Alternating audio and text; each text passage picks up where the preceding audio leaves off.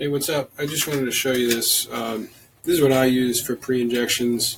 It makes the whole process a lot easier for me. I slide on basically the pre-injection tank right onto the fluid bottle right here.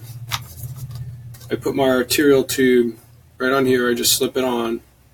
I don't even tie it off.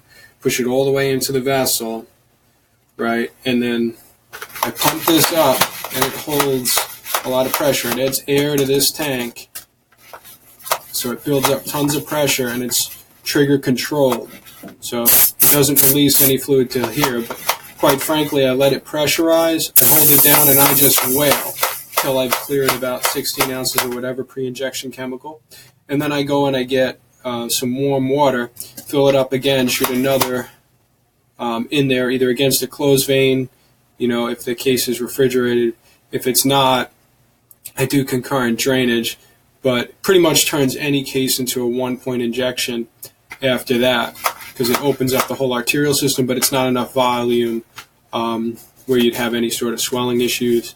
And because it puts out so much power, it manages to move fluid all the way beyond whatever obstructions are on the way down to the legs or wherever your injection site is. Hope you find that helpful. This is the pressure pump injector. It's about $145. Let me know if I can help you with it, all right?